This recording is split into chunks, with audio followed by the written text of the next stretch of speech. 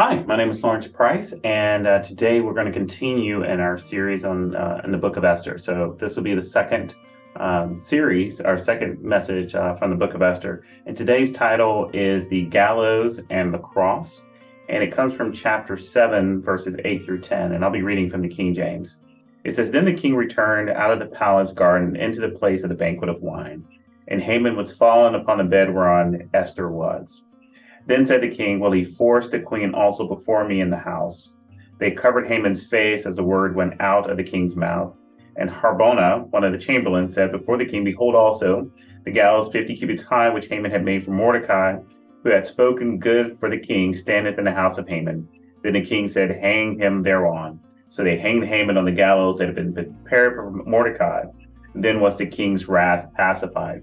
So in our first discussion in the book of Esther, we talked about the situation where Haman, who was an enemy of the Jews and who had been offended by Mordecai's reluctance to honor him, had worked and collaborated with the king in order to basically have a decree written that would have the tens of thousands, if not hundreds of thousands, of Jews that were living in the Persian kingdom killed within less than a year. And what we see here in chapter 7 is that Haman's plan fully becoming undone. We talked about in the first lesson on the book of Esther that God has already been setting aside the pieces and orchestrating things over a period of 10 years just to make sure that as Haman was beginning to execute his evil plan, God had already created a way of escape, not just for Esther and Mordecai, but also for all the Jewish people that were living in Persia at this time. And as we kind of go through this middle part of the book of Esther, the book really kind of hinges around three different people. There's Esther, of course, there's Mordecai, and then there's Haman.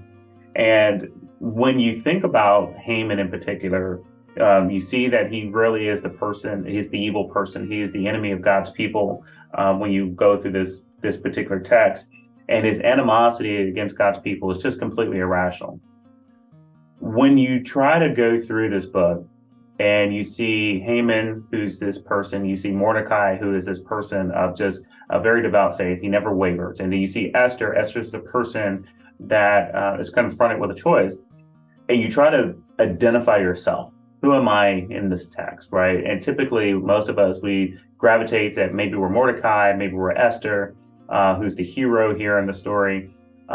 But there's also a part of us that's Haman. And I think an honest look and at that part of us and understanding what needs to be done there in that part of our lives, that yes, there's a part of us that is faithful. There's a part of us that is really seeking to understand God and just do the things that God has called us to do, very much like Mordecai. And there's a part of us that has to deal with a choice and making sure that we step out on faith and not give in to fear.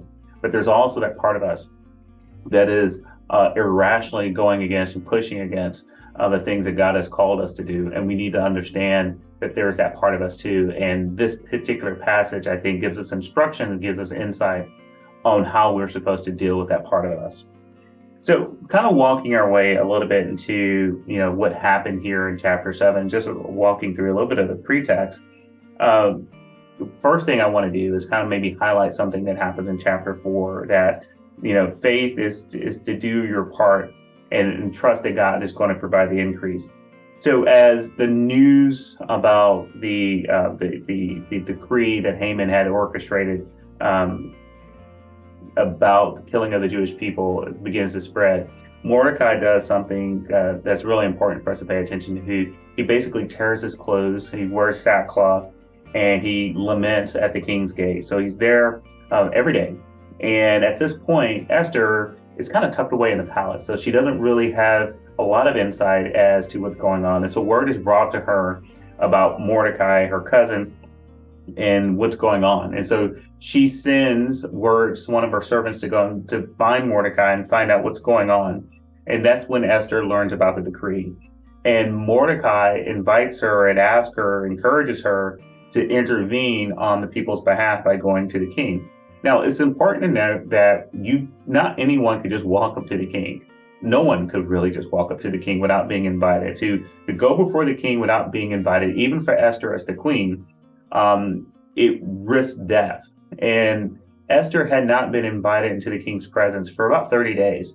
So in her mind, it could have been an indication that maybe she had fallen out of favor with the king. And so it was even more risky for her to go before the king. So Mordecai replies to Esther's hesitation by telling her that whatever fate happens to the Jews, she won't be able to escape it. That whatever happens to her, happens to the people, she's not above that. She will be caught up in it as well. And then if she does nothing and God delivers them, God is definitely going to judge her. So basically what Mordecai lays out is three scenarios for Esther that all result in death. She can go before the king, and if he becomes angry, she will be killed. If she does nothing and the Jews are executed, she'll be executed along with them. And if she does nothing and God raises up another deliverer and the Jewish people are saved, God would punish her also with death. And so basically, she was faced with these three dire situations, all potentially ending in her death. And so Esther responds to this situation by going to God in prayer. And when faced with the option of going to the earthly king and being in fear, Esther makes the decision to go before the King of Kings, who would not refuse her and really seek his faith. And when she finishes praying, and after she spends this time seeking God's face, she makes this statement of faith that I think is something that we all need to really just be in awe of and really look for ways to how do we apply it in our lives. She decides, if I perish, I perish. She really looks at this situation and say, I'm going to do what God has called me to do. And if I perish in the attempt, if I perish it's because of I'm doing the right thing, then basically so be it. So what do you and I do when we're faced with a problem it's a situation that we simply cannot avoid? Do we ignore it? Do we allow it to destroy us? Do we attempt to overcome it out of our own will? I think it's something that we need to pay attention to, looking at Esther's example here, that the best way to deal with these problems, the best way to deal with these situations is really to go before God, seek his face, and really walk into that moment, walk into those situations, realizing that I have to do the thing that God has called me to do. And if it requires the death of self, then so be it.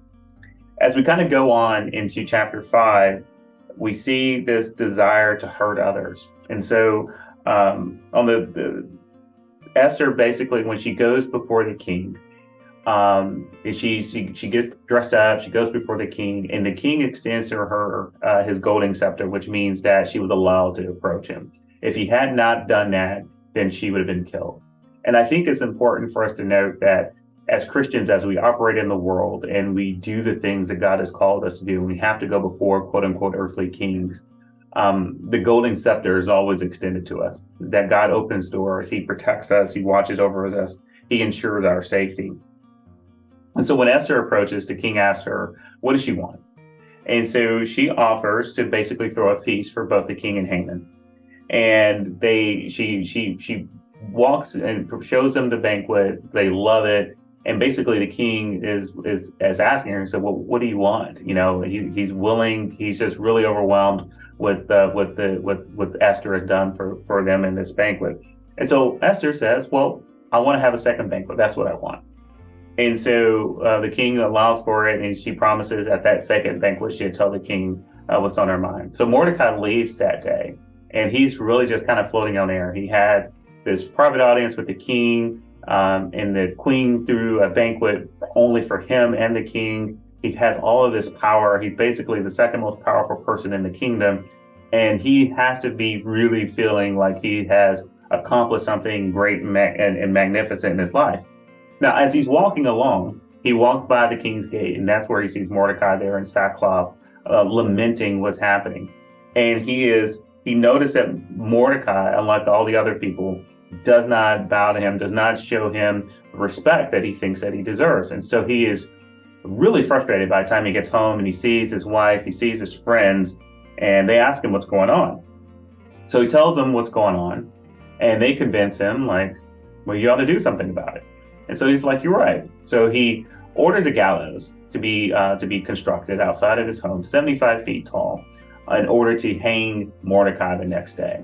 Now, 75 feet That is way too much. Is way higher than was absolutely necessary in order to hang someone. So not only did Mordecai want to kill this man, he wanted to make a spectacle out of it. Here it is, this man, this poor man who's dressed in sackcloth, who already has a death sentence on him by Haman's doing. Haman wants to hang him outside of his own home at a height, so that way everyone in the city can know that he did it. And it is just this irrational, vicious, diabolical way of thinking about someone. And you have to ask yourself, I think, when you look at Haman, and it's really easy to say that that's not me, that's not anything like me. But what are the times that we actually do things to people where we hurt them? What about the times that we gossip about them? The times that we try to look for ways to undermine them? What are the times that we make a spectacle out of someone else's misfortune? Those are the things in us that are very similar to Haman, and we have to see ourselves in this text. So as we proceed to chapter 6, we can see that things can change very quickly. So that night, after the first feast, the king is unable to fall asleep at night. He's tossing and turning, and he's just not able to go to sleep. So he has one of his servants come and read to him his chronicles. So these are kind of the things about his kingdom and just the history of what his life has been like. And as they're going through that, they come across an account in which Mordecai had thwarted an assassination attempt on the king's life.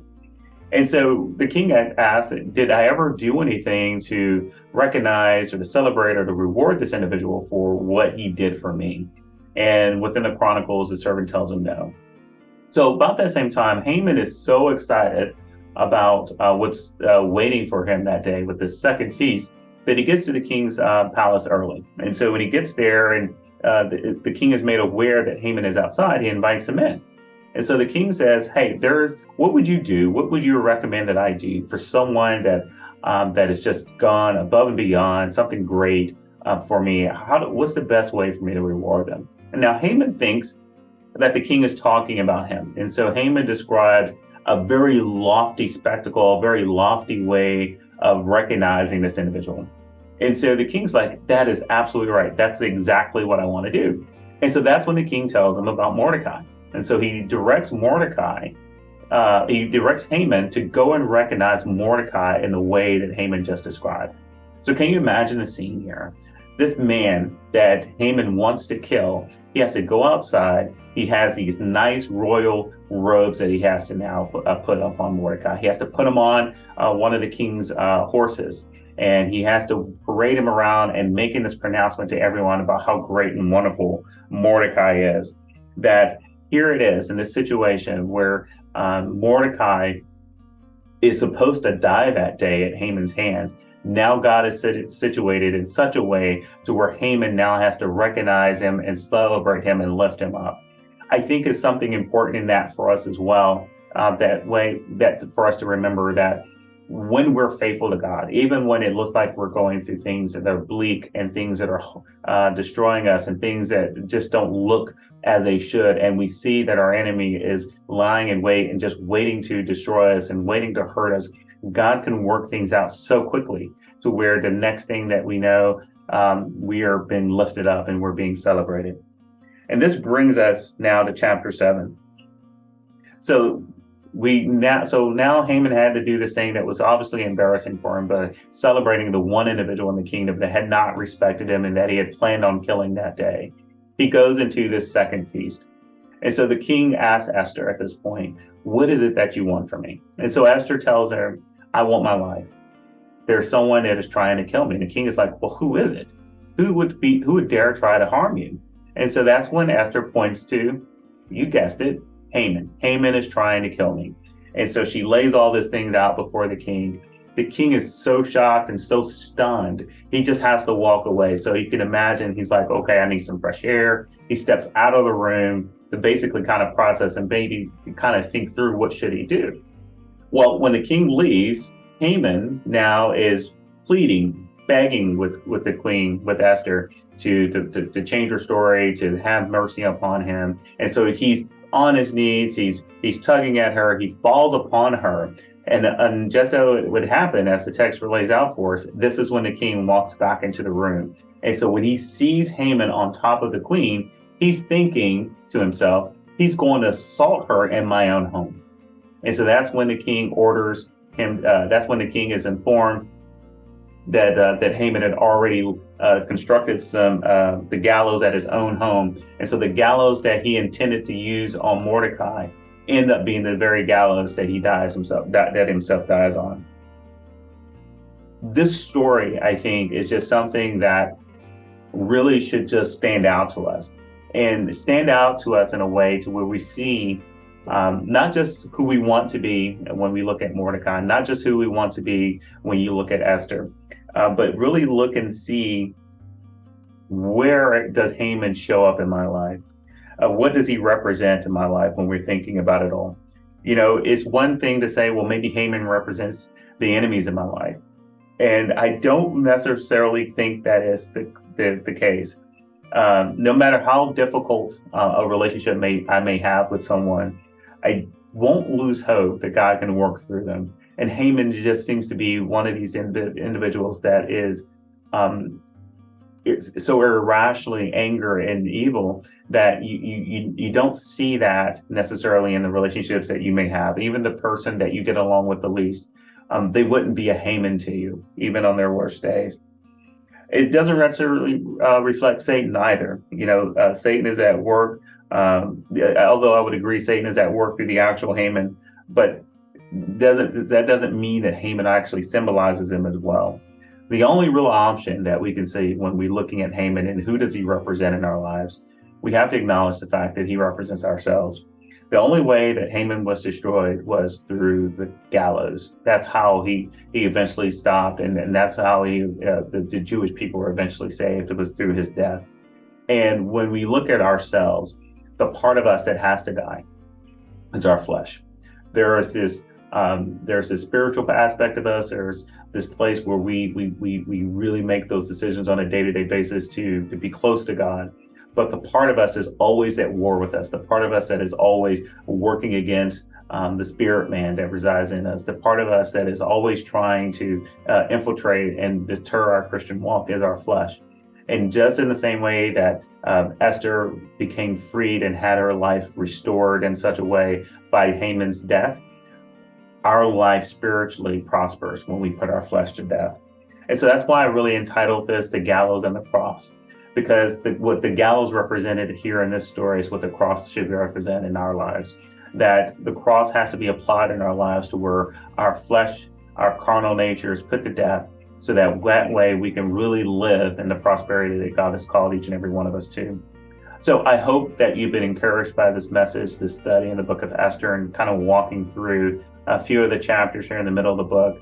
I'm looking forward to kind of continuing this series, and I hope that you are as well. Thank you. May God bless.